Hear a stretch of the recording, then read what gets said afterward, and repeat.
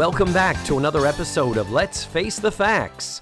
I'm your host, as always. I am David Almeida, and every week it is my pleasure to welcome an actor or artist friend into my home to watch an episode of the classic sitcom The Facts of Life, and then to hit record and talk about the show, analyze it, synopsize it, and use it as a springboard to talk about anything and everything else we can possibly think of.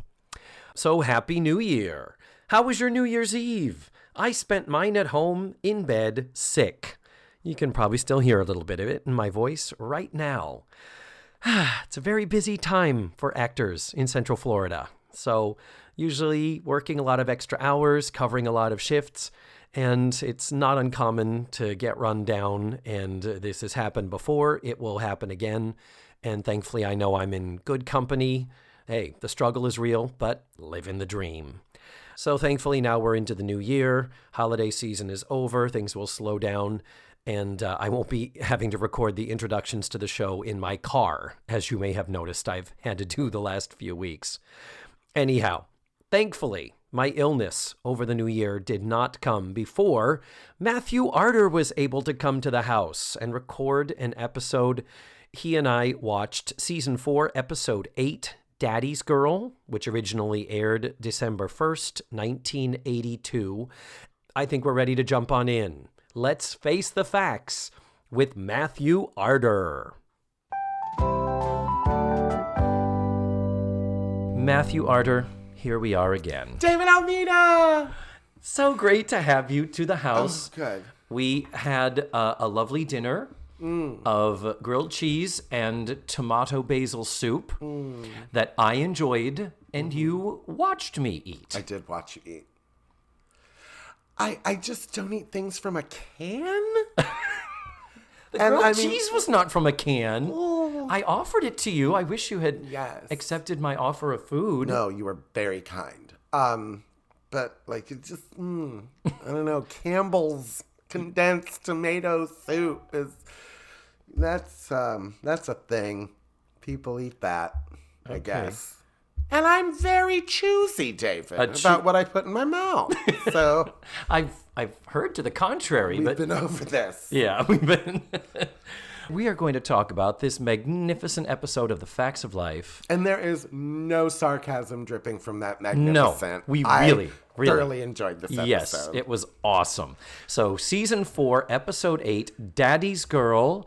So you know the drill. I want a 2-sentence synopsis. And give it to me. Okay. Did you not come prepared? Well, I've been tossing it around so much. Oh, okay. All right. So, well, just know that perfection is the enemy of impressing me. Yes. Yeah, I don't know. Okay. Because it's really about the girls learning this lesson. And Mrs. Garrett kind of learns a lesson too, but she's clearly B's story, right? So I feel like I need to focus on Blair. So maybe like this Wednesday on The Facts of Life. Go for it. I don't know. This is payback for me being rude to all the other people that can't do it. This is painful. Well, just do it. Do it. Start. Just Okay. Give me a first draft, and we'll see if we need to edit, and I'll give you notes. At tax time, Blair finds out that her relationship with her father isn't what she thought it was. I don't know, but that makes it sound like they're fucking. No. That's fine. No, I don't think so. I don't know. I don't think technically this is tax time. Well, why are they taxing? I see that was the thing. I don't know. Maybe we could talk to Tutti Frutti Andrea L about it. I bet she would comment with the 2-sentence thing. Yeah, well, you know, my Patreon patrons are very intelligent, so she might know that. But here's the deal. You can get audited anytime. Sure, but I don't know. That wasn't not like the best. He was not preparing her taxes. He was looking back at a previously filed return. Yeah. So, but it's fine. I will still accept your flawed. Wow. synopsis. That got cut. Yeah. Yeah. Sorry, you didn't bother to stop Tim Williams in his 15-minute Oh tirade. shit. But, It is okay. on. Tim, Matthew, and I want to fight you. My God. So yes. sorry. But That but sucked. irregardless, Matthew. Indeed. Irregardless. Indeed. This episode, we do need to note, is directed, of course, by the wonderful Asad Khalada, who directs every episode in season 4. Yes. And it is written by Howard Myers and Paul Haggis. Do you know those names? I know what haggis is. It kind of leaves a bad taste in my mouth. But do you not know who Paul Haggis is? No, should I know who Bill Rocky Mountain Oysters are? What? I don't know. Anyway, here's the deal. Howard Myers, he was a story editor and writer on Different Strokes, and he also produced some of those episodes, and he also produced and wrote for Who's the Boss, Dear John, and The Nanny. So he's had an illustrious television career. Sounds like but it.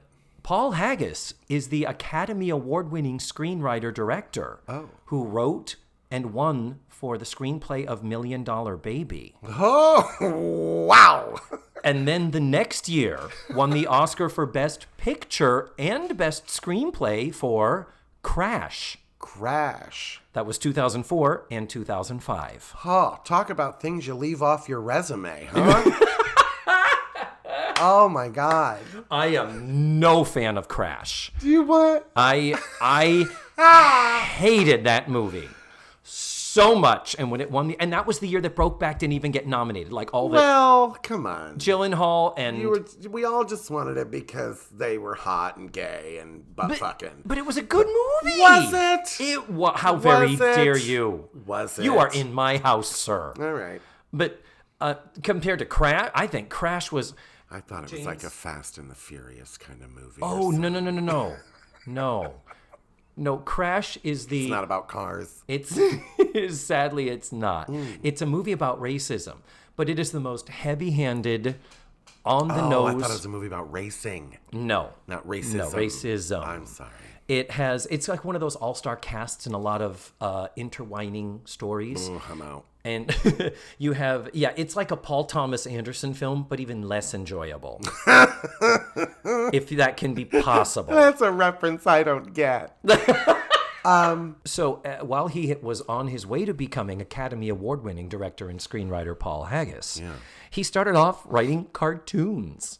Like, I think there was a Scooby and Scrappy-Doo script in there. And he moved up through the cartoons, and then he did This Facts of Life. He would go on to do 14 episodes of The Facts of Life. But there is about to be a 2-year break where he's mostly over at Different Strokes, and there's also some One Day at a Times. Yeah. Did you not like One Day at a Time? Yeah, my favorite. No? Nothing really I could relate to. Really? Yeah. Okay. I will go on record. I just had a big long rant and I may cut it out. I'm just going to go on record quickly saying, not a fan of Crash. I don't think it's well written, but I did like $1 Million Baby. Did you see it? No. No. I don't like movies that upset me. Okay. How did you know it would upset you? Because I look at the commercial. Ugh. Yeah, and also, what's his pussy? Clint Eastwood. Clint Eastwood. Ugh. Yeah. That's Must You Bronco Billy? yeah. No. That's a hard sell these days. I haven't enjoyed him since Paint Your Wagon. Did you? Did I paint his wagon? I did. Is that a euphemism? Enjoy Paint Your Wagon? Did you? No, God, no. No. Okay. I just was going to say I didn't think so. But Bronco Billy was good. I never saw that. Oh, so funny. No, Yeah. Not really. So what were we talking? Oh, that's right. The Facts of Life. Yeah. Shall we get into it? Yeah. Because with all that being said, not huge, not Paul Haggis fans, and yet we are both here saying this was a really good episode. Yeah, it makes me want to know if the other episodes he helped write are just as good. Yeah. Well, we start off. Where do we start off? And tell us a bit about the episode. I'm gonna let you do a talking for a nanosecond here. Okay. Well, we start off, and I noticed in the kitchen, and they're doing inventory. Yeah. So there is actual food on display for you, David. I'm shocked. I was elated, confused by how much there was. Yeah. And I didn't understand the beginning. I didn't understand what Edna was doing. Like, because she sets up the plot point that she's ordering way too much ketchup. Yeah. And then she says, but I'm not ordering ketchup. But it's on the order thing that you're ordering ketchup. So I don't understand what she's doing. Because she's trying to say that she's using the extra money to get fresh fruits and veggies. And which I want to punch people that say things like that. It's like, you did not pick it off of the fucking tree in your backyard. This whole fresh veggies, bullshit. Veggies. Fresh from Publix. Anyway. Yeah. So I didn't understand her whole scheme. Okay, the scheme, as I understood it, and I will agree with you, it's not 100% clear. But what happens is Joe says they have a lot of ketchup currently. But why are you ordering more, she says. But why are you ordering more? And Mrs. Garrett says, I'm not ordering more. So what's happening is their ketchup supply is already full. Mrs. Garrett is putting in her budget report, quote unquote, I'm making air quotes, ketchup. This is money that I need for ketchup. That will not signal them something is amiss or odd. And then with that quote unquote ketchup money, she's going to order this horrific thing that the educators do not want anywhere near the growing youth of America. Sure. Fruits and vegetables. Yeah. That's too expensive, she says. Yeah. And she says, Blair, well, it's nice. It connects already. Very early, it connects to Blair, where Blair says, well, Mrs. Garrett, if you need more money, why don't you just do what I do? Ask for it. And she says, I filled out the forms. In triplicate. And they went to the headmaster, meaning Mr. Parker. Why did she say the headmaster? We know who Mr. Parker is. And he responded in triplicate. No, no, no, with a big arm up in the air. Yeah, that's the first of many arms up in the air. Oh, we have declarative arms in the air. We have a broad Edna show this week. Yes, we do.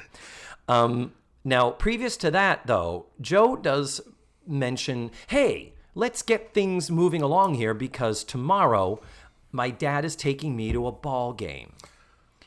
So she's presumably going to go into the city where a ball game would be happening in New York City. And it's so funny because we have that. So we got to get this done because I'm going to go in the city.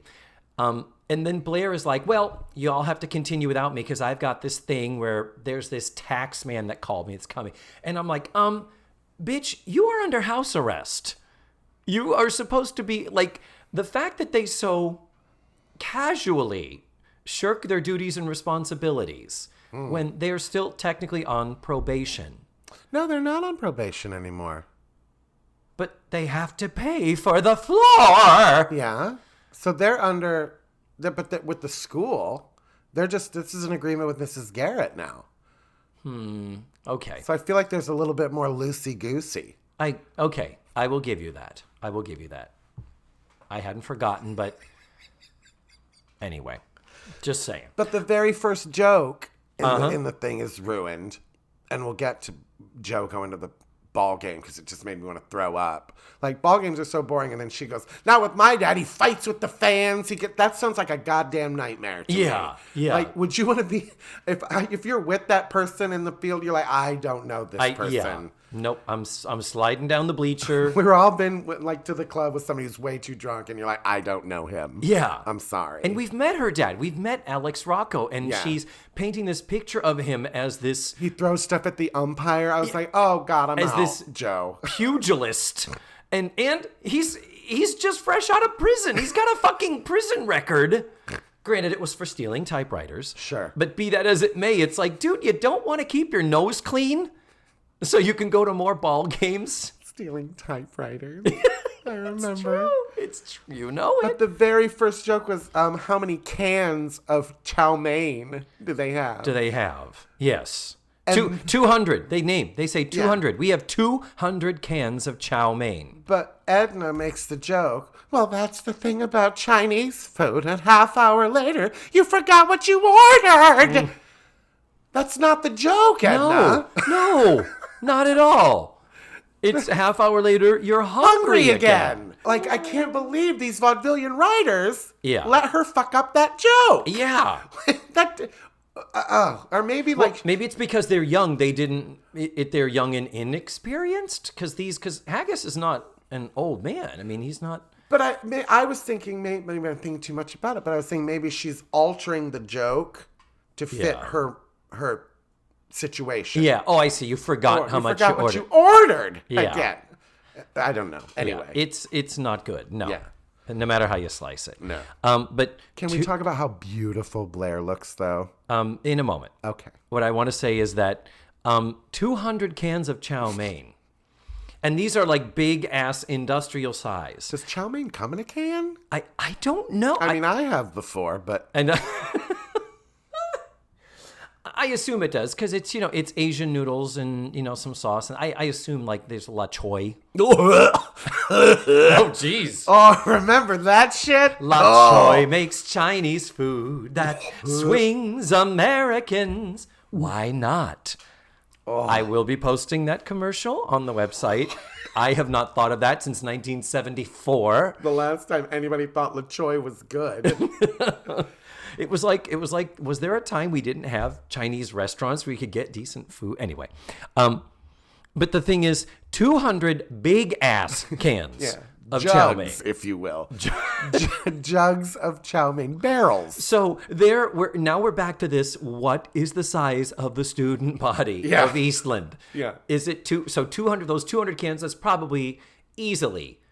8 helpings in a can, like for a half a cup serve. It's like, so 200, so are there 1,600 students and one dietitian and 4 girls. And no chef, because she fired Howard after they stopped fucking. Yeah. We determined last week. But, anywho, I don't know what is happening there. So then, yes, you were saying about Blair. She's gorgeous. And do you want to know why? She's just stunning in this episode. I will not disagree with you, but I know why you're saying that. It's because she's got her blonde hair. You don't like the dirty blonde. I don't.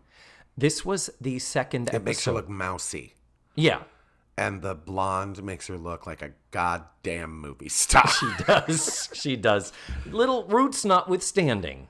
But I'm not mad at them, though. It's because she's everything else is so right. I agree. Beautiful. The face. I was looking at her makeup and I was like, oh God. No, she is stunning and slim. They clearly sent her to fat camp that summer before we started this. She is looking slimmer than she did in season 3. She's also dressed like a 3rd grade substitute teacher. Yeah, Dorothy Michaels is what it is. But those long skirts. Long skirts and the button-up blouses. Here's the other thing.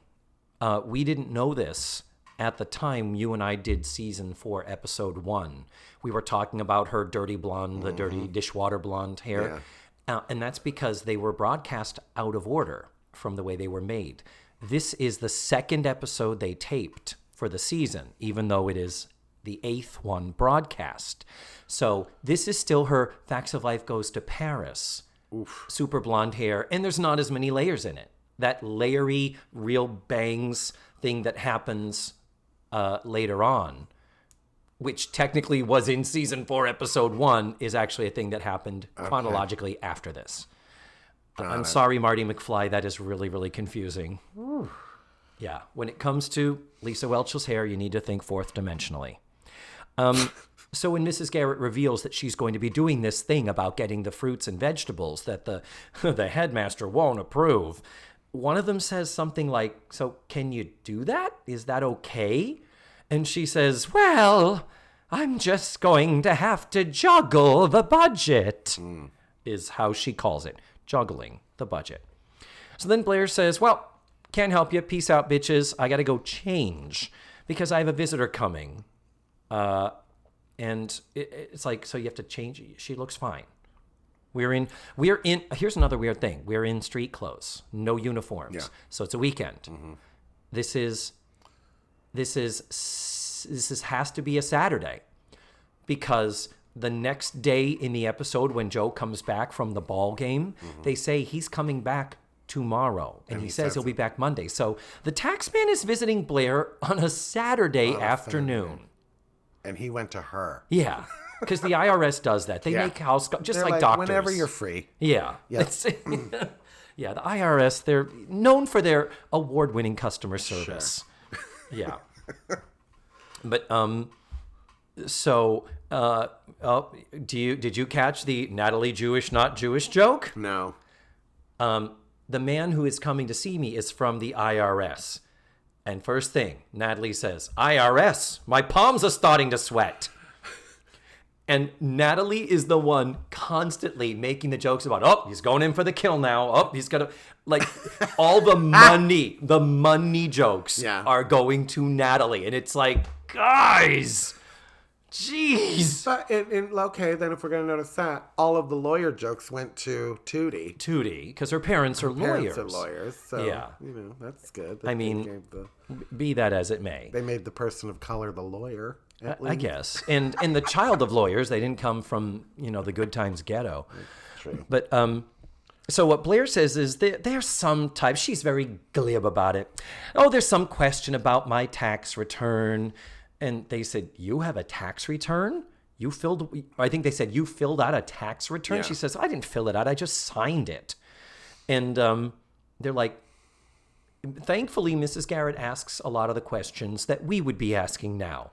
But you don't have a job. Right. Why would you file a tax return? And Blair reveals that her dad lists her as a fashion consultant. Yeah. And therefore, the money he sends her for her allowance is tax deductible. Mrs. Garrett says, well, how much could that be? And Blair tries to be coy. And she's like, well, one doesn't really discuss that, but $10,000. I was really surprised that they actually... Me too. Put a number on it. I know, because they could have skirted it easily. Because Blair's got that massive skirt on. Right. But it's like, she was $10,000. And they go, $10,000 a year? And you couldn't lend me $1 to go to the movie? Bingo. Natalie, money, Jew joke. Just saying. And I will point out that in 1982, the median family income was $23,430. So this is like half of the median income, a little less than half of the median income, $10,000. And then they say, so $10,000 a year, and Blair kind of, a month. Yeah. So $10,000 a month, meaning $120,000. Sure. So that is 6 times the average household income. Well, they say they mention a couple times, David, in the series that Blair is rich. So I'm aware of that. Uh-huh. So they are all understandably $10,000. And just to be clear, $10,000 in 1982 was $26,653.68 in 2019 dollars. A lot of fucking money. Yeah. So Tootie does mention that her parents have handled some tax cases for clients. She just mentions that in passing, and that will come back in a little bit. But here's the shocking. On top of the tax guy coming on a weekend, sure. They say to Blair, well, what does your father say about it? And she says, oh, I didn't talk to my father. He's in Nigeria. And they're like, well, you couldn't put it off till he gets back. And she's like, oh, what it could be. It's like, yeah, you are a teenager. Yeah. Let's assume this is not tax time. And let's assume this is a return that has already been filed. The IRS can't question a return that hasn't already been filed. Sure. So it is, yeah. It's already been filed. Yeah. She just turned 18. Blair just turned 18 this year. Ooh. So this is when she would have been a minor. I don't know what the deal is with like paper boys and all that shit, but can a minor claim an income and fill out a tax return that isn't something just under the umbrella of a parent saying, oh, and my kid, my dependent, earned this money too? These are tax questions. I'm wondering if Kat C., our Patreon supporter, might know that. Yeah. She's good with photography. I'll bet she also has a lot of money smarts. Can minors file tax returns? We are going to be here a long time tonight. Well, I just Googled it, and I'm wrong. This website, thebalancecareers.com, says, first, children are never too young nor too old to file income taxes if they have earned income or income from savings and investments. So I am wrong. But you know what? Here's the thing, and I'm thinking about it. Like, I was working at Dairy Queen making like $4 an hour. Mm-hmm. You were for like rich. Probably 10 hours a week. You know what I mean? Yeah. So I don't know that I made enough to file a tax return. Oh. Like, I doubt that I cleared $600 a year because the simple fact is we weren't open for 6 of those months because it was Dairy Queen in Indiana. Yeah. So I probably didn't make enough until I was about 18 when I moved here. So Blair is a minor. Blair is still a child. Yeah, this should not have happened. No. An IRS person would never, A, come to you, and B, talk to a minor without an adult or a lawyer present, like somebody legally to represent you as an adult. If you were going to talk to the IRS. Yeah, if not your parents. Or Blair would be smart enough. Why aren't you calling your mother? Yeah, or somebody. I can't get a hold of my dad, but I'm going to call my mother. Yeah. And so she can be like, let me get my lawyer over. You know what I mean? Or something. Even though they're not married anymore. I but get it. That would bring call... the episode to a screeching halt. Yeah. But... it's Blair on the phone with her dad's secretary. Right. Trying to place a person-to-person call to Nigeria on a field phone in 1982. But yeah. But there are some. So there's holes in the story, Haggis. Yeah, couple of notes, Mr. Haggis. We're gonna send them back in the time machine for you. 2 theme park actors from Orlando are taking issue. Yeah. with your through line. But Blair seems to think that regardless of however this goes down, forgive the expression, she said the operative word in Taxman is man, meaning basically. To the best the episode can explain this preposterous situation away, it is that Blair doesn't want to trouble her dad and thinks she can charm her way out of an issue with the IRS. As a minor, she is going to flirt with an adult. Like you do. So then we go to the cafeteria later the same day. Yes. Blair comes in saying, I need your advice. Yeah. Should I wear the pink scarf or the rust scarf? What? With Bitch, a red top. You are wearing a red blouse. The answer is neither. And you fucking know that. And it's 1982. You're not wearing a scarf because you're not 80. And who? Fuck. Like, was it just not even in their brain? Like, Lisa, as an actress, wasn't like, could I? Really? A rust or a pink? Yeah. Pattern? I feel like I should mention that I wouldn't be wearing this. Or maybe that's why we aren't stars on TV shows, because we would have stopped demanded. production. Exactly. I wouldn't have come out of my fucking trailer. No. That's what I know.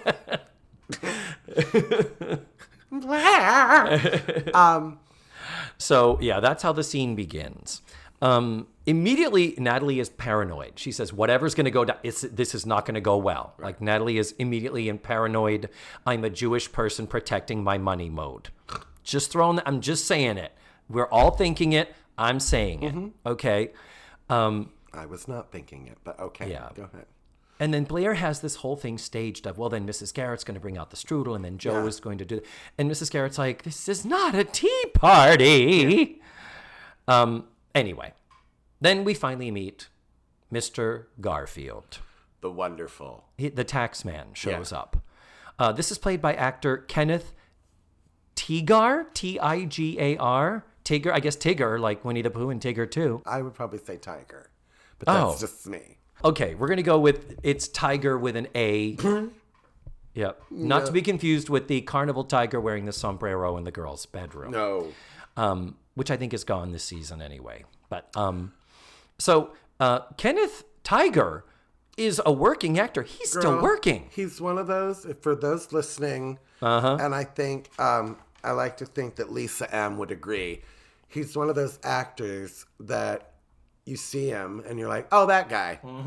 But never got on a hit. And never. Never. He played like the cop on Hill Street Blues. Yeah. in the background that on got one shot episode. in that episode. Yeah. And then he'd show up as the bartender on Friends. Like, not even on Friends. Like, No, not no, even no. that It was big of a hit. Like, Double Trouble. yeah. Are you okay? That's where you went? He'd be a teacher on Small Wonder. Yeah.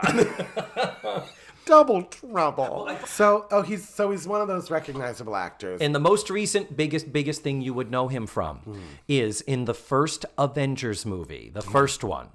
There is a scene in a big audience in Germany where Loki is addressing the audience, and this one man stands up and basically says, we will not follow you. We will not. He has a German accent because Which you do so well. I thought I was sitting with Marlene Dietrich. yeah, it was like Kraus on Benson. Like, yeah.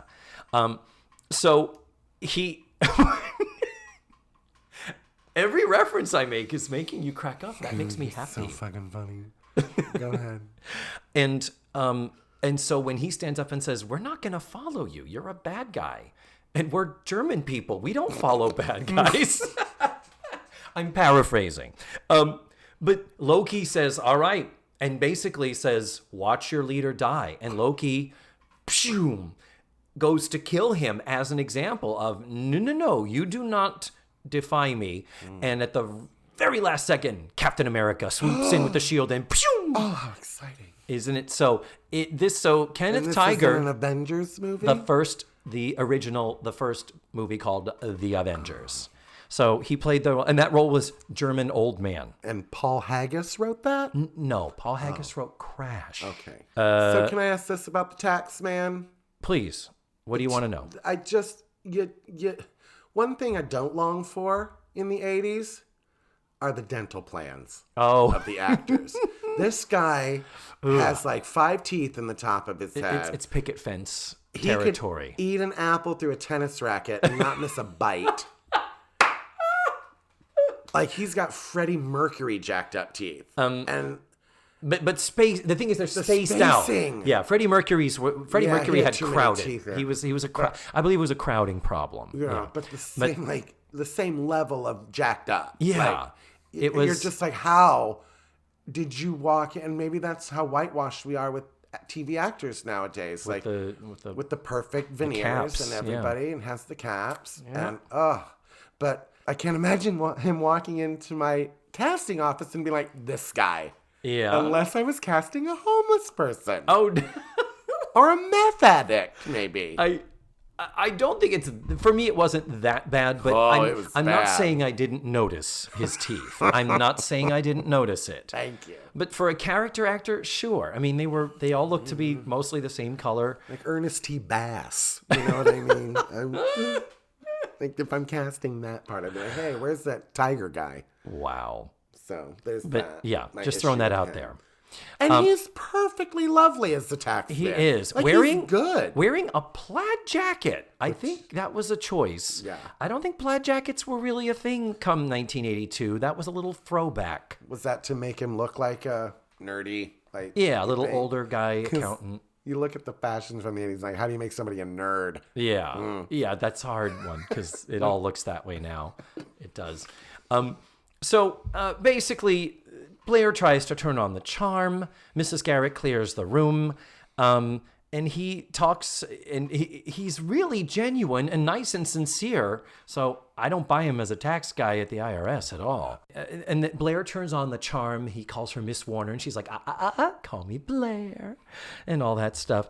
And then he says, we're just going through your tax return. What exactly does a fashion consultant do? And Blair's like, I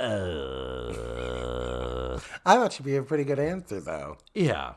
She said, one watches trends. Yeah. Gauges reactions. I thought it was pretty good. What did she say? Reads Cosmopolitan. Cosmopolitan. Yeah, she kind of, she fudges her way through that pretty well. And he says, so there's a lot of deductions for clothing expenses. Do you have the receipts for them? And she's like, and she says, I don't. And he is kind of seems like he's helping her. And he's like, did you lose them? And she's like, Yes, That's I fine. did. No, she doesn't. What did she say? She goes, did you lose them? She goes, oh heavens no. I threw them away. And then there's also this miscellaneous equipment that was deducted. Yeah. A TV set, a Xerox machine, a telex. A telex. A telex was literally like an expensive fax machine for sending international text messages. Literally. It was so fucking elaborate. Oh my God. And a computer terminal. Yeah. And that's when she says, he's like, do you still have them? And she says, and he says, did you lease them to your dad's corporation with the option to purchase while sharing the depreciation? Yeah. So there's a little bit of this, like, is he working for the Warners? Like, he is really taking her by the hand and helping her down this path. Yeah. And you're like, oh, okay, I guess he's a good guy, or at the very least is there to help. I felt like he was making it very clear that he understood she had no idea what her father had She done wasn't to her. fooling him. Yeah. And he's like, I know this isn't your doing. You know, and I felt like he was trying to be like, this is not your fault, honey. Yeah. So, but yeah. But it was taking the temperature of, do you have any sense of what has been happening in your name? Yeah. So then we cut to the kitchen.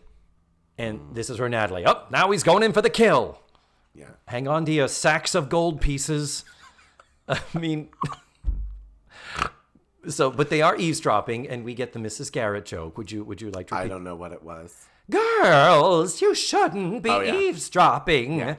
What is he saying?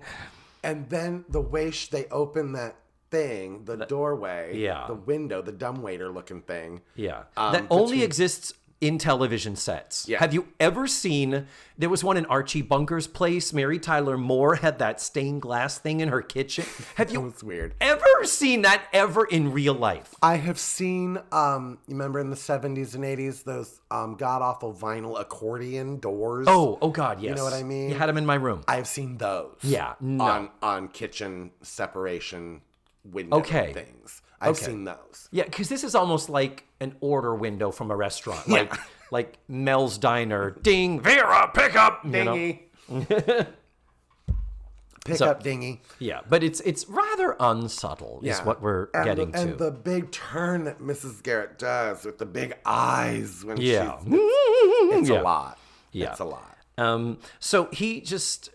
So he continues on saying there seem to be some irregularities, and he just starts listing off random stuff, and Blair is drifting farther and farther away, realizing she's in way the fuck over her head. Bless her heart. Yeah.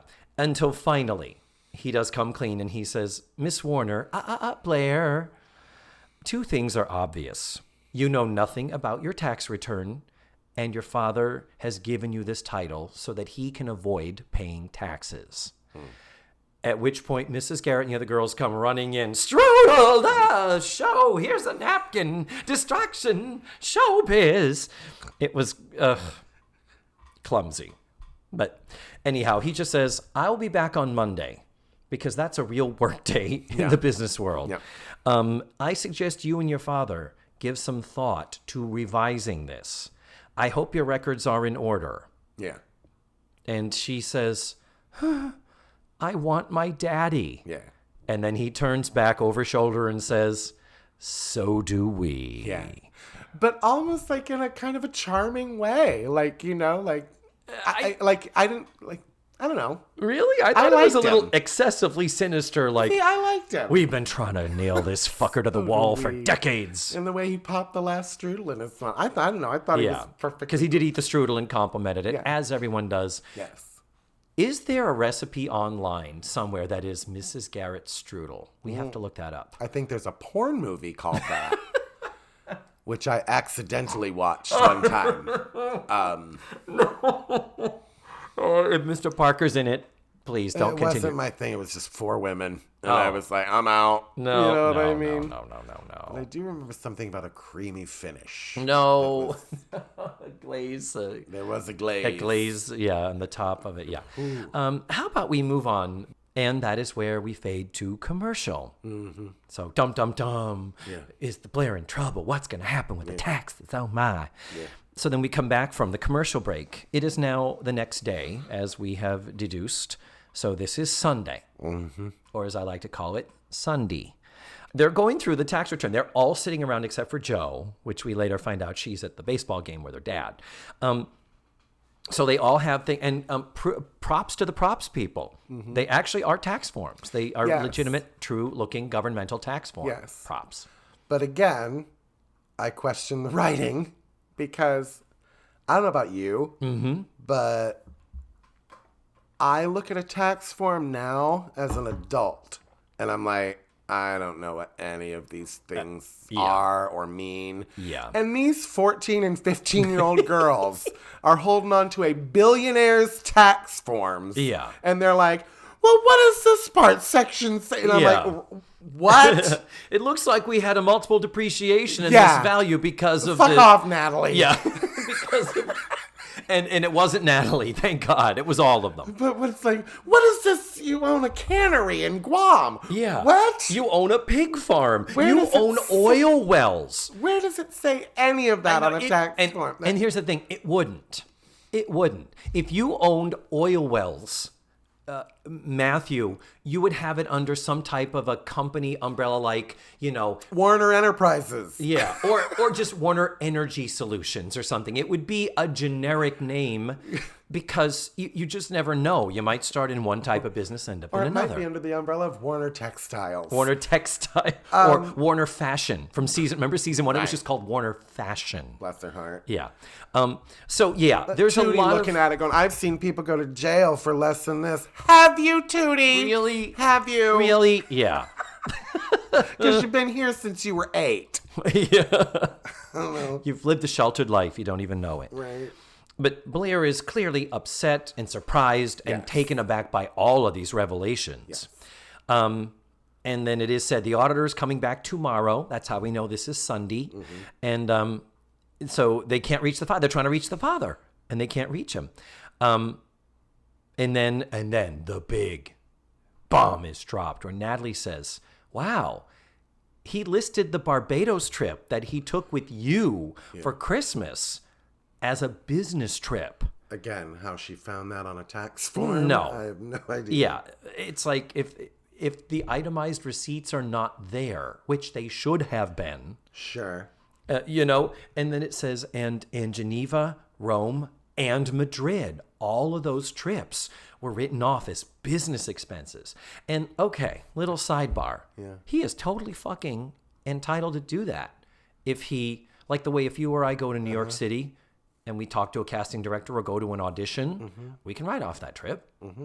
We can't write off everything. We can't write off, the sex workers and the cocaine, but, You can. Okay. What? Huh? No. Never. IRS, la, la, la. Keep listening. Tap the ahead button. Click ahead. Anyhow, so that's where it suddenly shit gets real. Because Blair is like, those were our vacations. Those were for us. That was just him and me. He wouldn't do something like that. And Natalie even says, isn't this illegal? And Tootie, that's where Tootie says, no, don't worry. Blair's not going to jail. Her father probably is. Yeah. But it's like, thank you. Don't help me.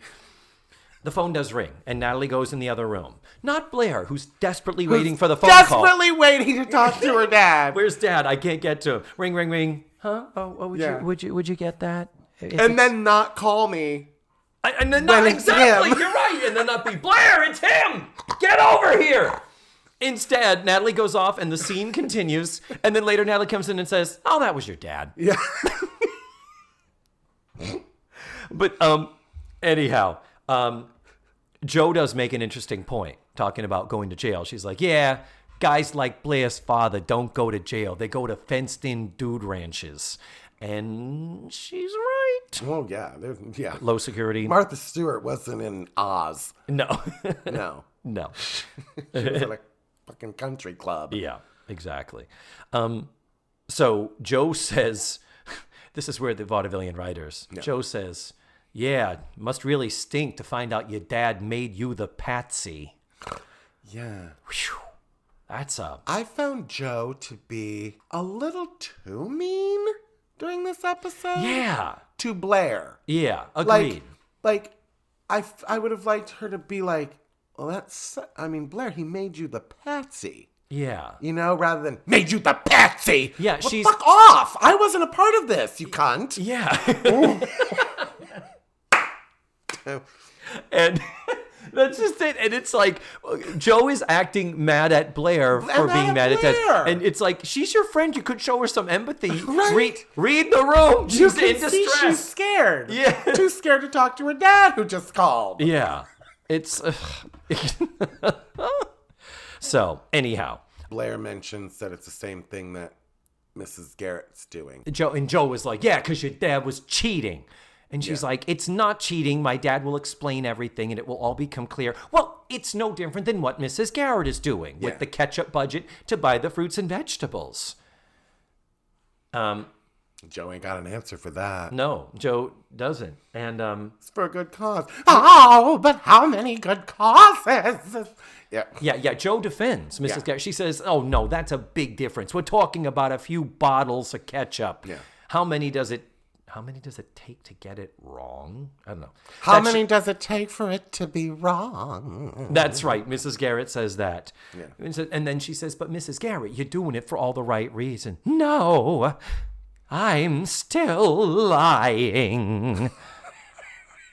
And then she says, this is a good Mrs. Garrett teaching learning moment. She says, a little on the nose, but am I glad I realized that? I'm going to change my budget report right now before I go to Mr. Parker. Do you want to finish on her big exit line? Yeah, what was it? Another declarative hand in the air. She says something that you felt like should have been the end, but then takes a couple more steps and then turns around and declares, Yeah. She says, I'm going to do it the right way and I'm going to keep on fighting. Yeah. And you think that's where it would end. That's where there should have been applause. But nope. Had to go one further and... Give me broccoli or give me death. With a fist in the air. With the big fist. Then she turns around and we get a look at her balloon knot hair. Which I also have an issue with. Mrs. Garrett, you didn't realize this. It was just kind of shoved in your face. When she said, thank God I've realized this. But you were just told what you were doing. You knew it was wrong. Yeah. So you knew it was creative accounting. Yeah. But I think her thing was, if nothing else, it was her saying, no, I need to set a good example. It's the doing the thing that's right. But once again, it's Mrs. Garrett, you can't be the perfect human being. Yeah. And Mr. Parker is an asshole who won't give you vegetables. Really? So I feel like that whole plot point could have been taken away and given Mrs. Garrett like, oh, I've got this to get catered by Friday or another plot. I didn't mind it. It didn't bother me. Because it's like, oh, good, we get it, Mrs. Garrett. You are the perfect human being. But she wasn't perfect, and she had something to learn. But she had to fix it because I'm perfect. Fuck off. Oh, Jesus. And I just want her to have one fucking flaw, and she never does. I guess it would have been a different episode if it ended with her saying kind of well, you know what? Fuck it. Right. Like, that would have been certainly more interesting, Mrs. Garrett thing. But, yeah, give me broccoli or give me death is a reference to a very famous speech attributed to Patrick Henry at the Second Virginia Convention in 1775, where he said, give me liberty or give me death. So I will give a couple extra points to the writing that broccoli and liberty not only end with the E sound, they are both 3-syllable words with the accent on the first syllable. That is some word craftsmanship that I do think we should at least acknowledge. Acknowledged. Anyway, now is where Natalie comes in and says, oh, that was your dad on the phone. He's on his way.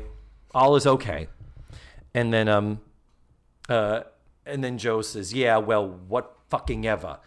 as far as I'm concerned, you don't put family on the spot for a few lousy bucks. Oh, God, this whole street smarts bullshit from her. Yeah. I just can't sometimes. But then we get the Thornton Wilderest of Thornton Wilder, of the wide shot, and all of them literally facing the audience, and just this pregnant pause. Then we are in the cafeteria later. And in comes, Mrs. Garrett is, what is she doing, Matthew? You know what? That was the last of my notes because the second half of this episode is perfect. Oh. So, I have no more. No more notes. You have no more notes. No. Well, I got a few. All right, happy to hear them. First of all, Mrs. Garrett is dealing with the flowers, Yes. not food. No. Even though we've inventoried everything, we put it back in the shelves, ain't gonna fucking touch it. Right.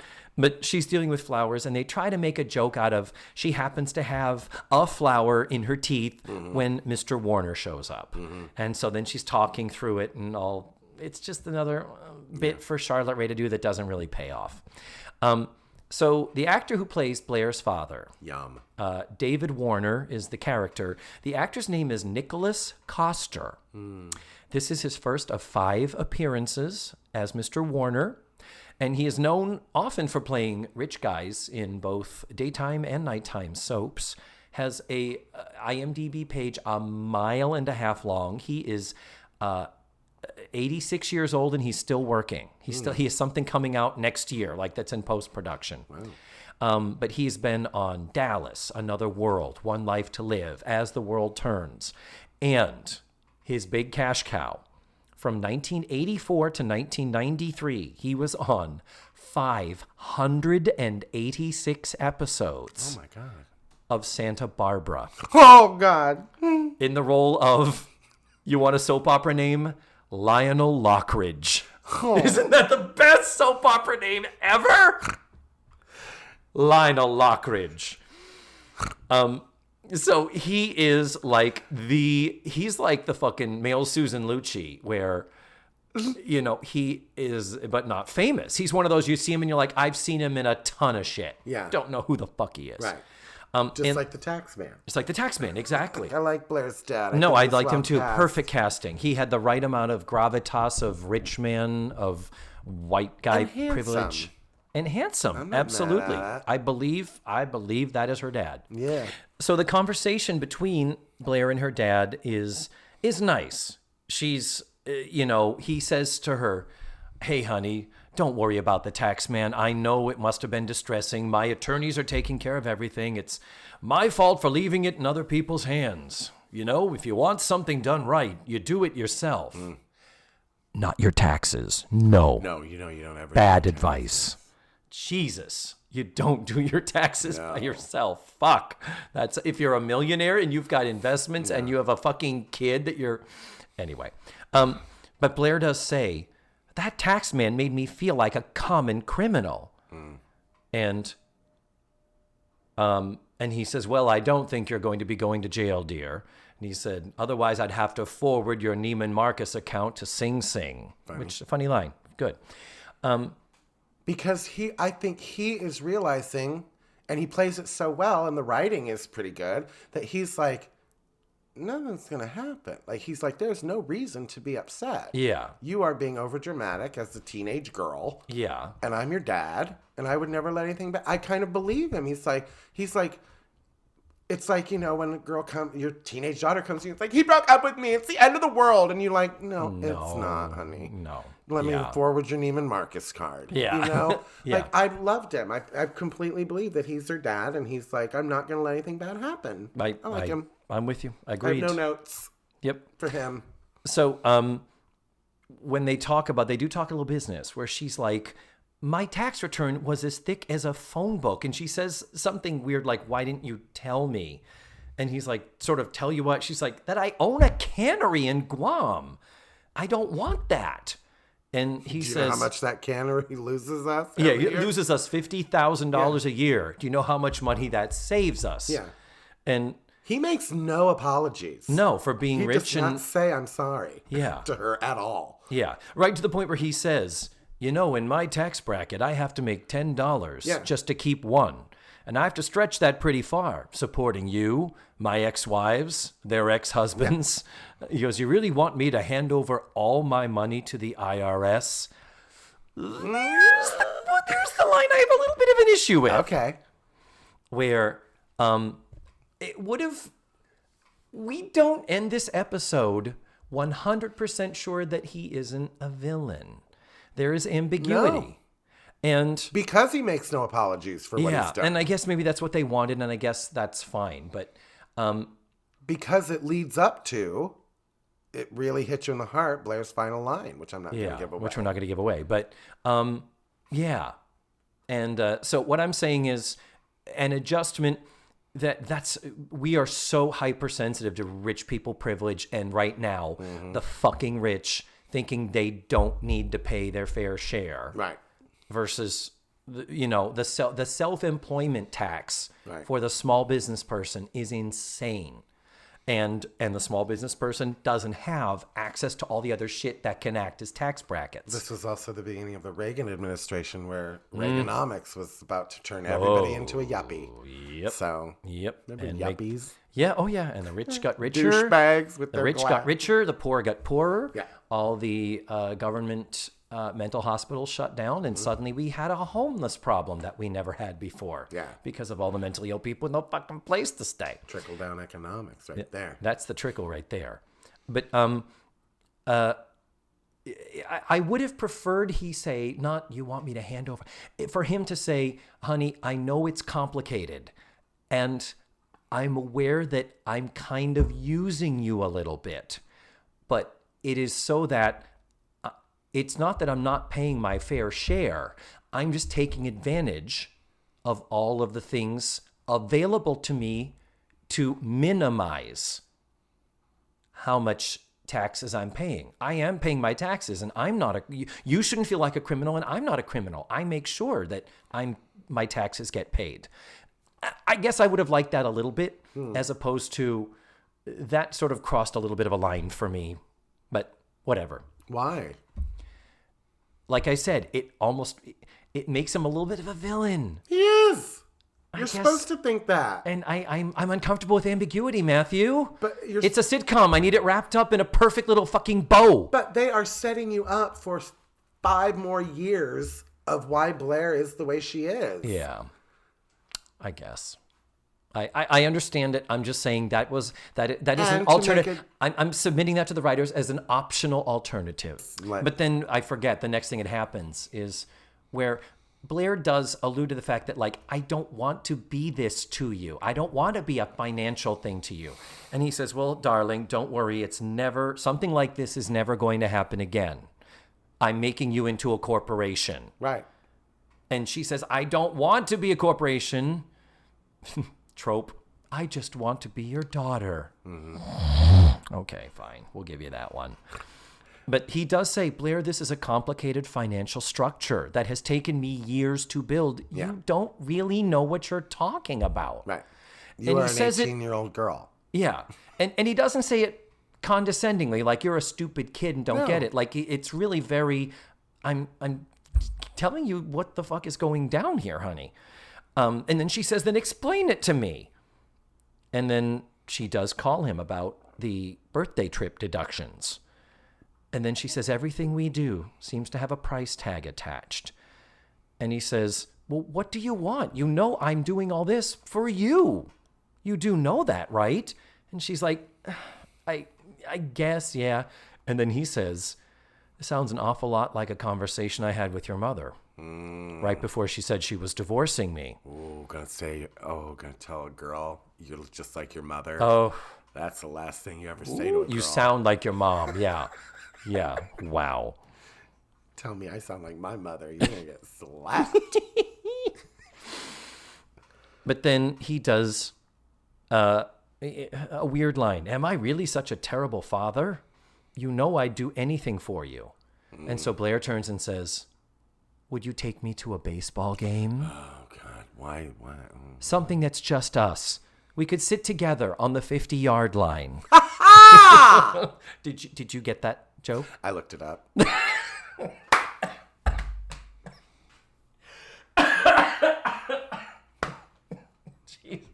Christ.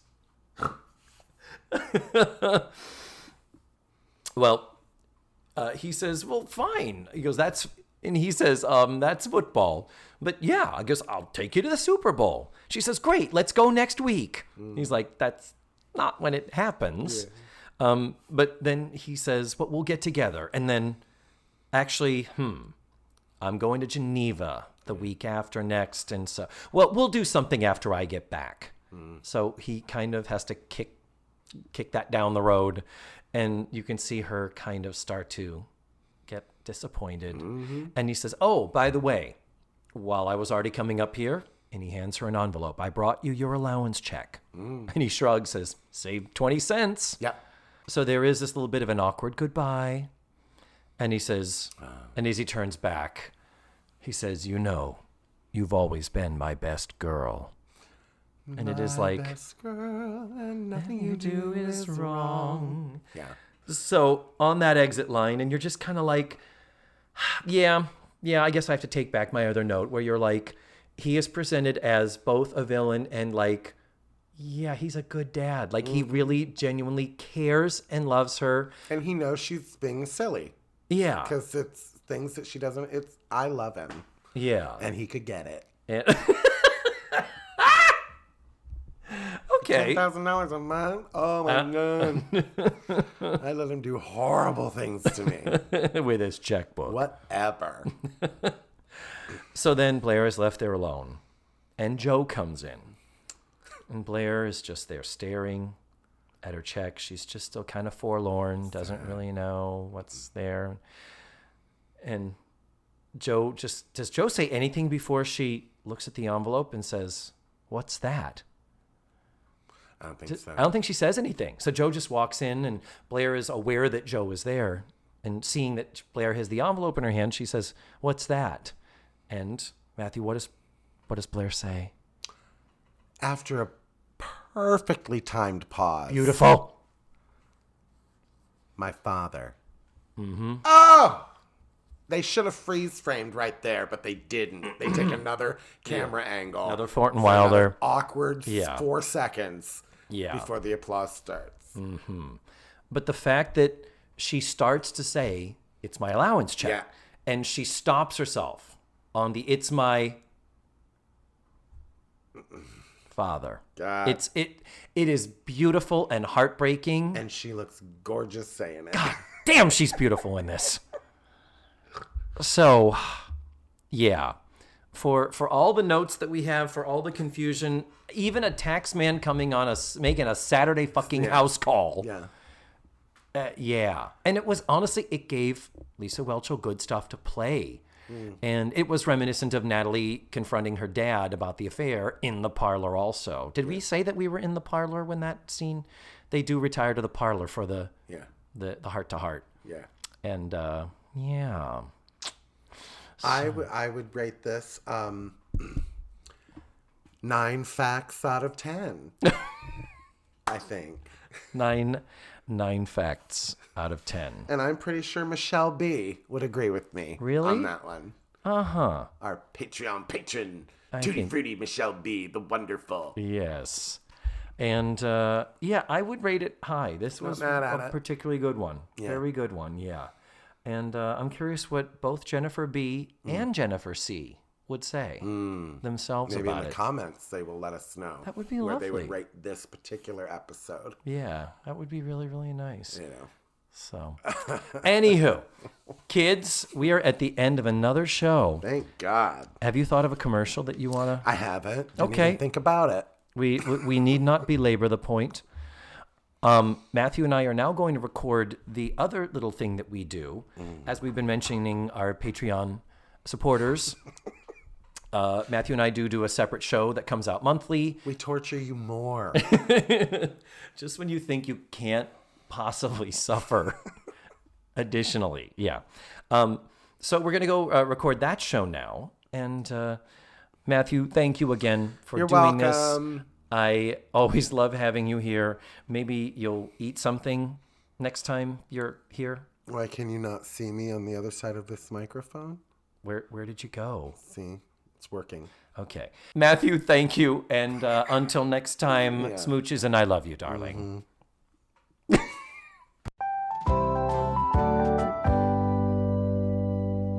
And there you have it. That was Matthew Arter, always cracking my shit up. Only other afterthought I had was there was a thing in the 80s, and I don't remember it very clearly, but there was somewhat of a stink being made that during the cutbacks to education in the Reagan administration, one of the issues was the school lunch program, and I believe at one point ketchup was deemed a vegetable, like officially by the government. So maybe Mrs. Garrett's creative budgeting wasn't necessarily as creative as she thought it was. Maybe it was a little more above board than she even realized. But anyway, I don't know. Next week, I'm going to be watching Season 4, Episode 9, called The Big Fight. That is our return to Stone Military Academy, which you will recall is the site of the failed backdoor pilot called The Academy. But for some reason, they take us back there again. And next week, my returning guest, by his own request to do this particular episode, is going to be James Brendlinger. So, I'm really thrilled to hear what he has to say and why he specifically chose this. So that's going to be super duper lots of fun. And that's all for this week. Special thanks to my Tutti Fruities who support the show through my Patreon page. And thank you for listening to the show as always. And remember, the facts of life are all about you.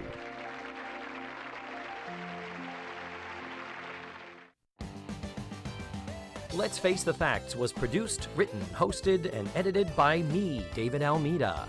My theme song was beautifully arranged and recorded by Ned Wilkinson. Our website is facethefactspod.com. You have to drop the let's. And that's where you can find extra pictures, video, and audio extras from the digital cutting room floor. Follow the show on social media. We're everywhere under the handle Face the Facts Pod. You can become a patron of the show by going to patreon.com/FaceTheFactsPod. And don't forget, go to your favorite podcatchers and subscribe, rate, and review. Tune in again next week for another thrilling episode of Let's Face the Facts.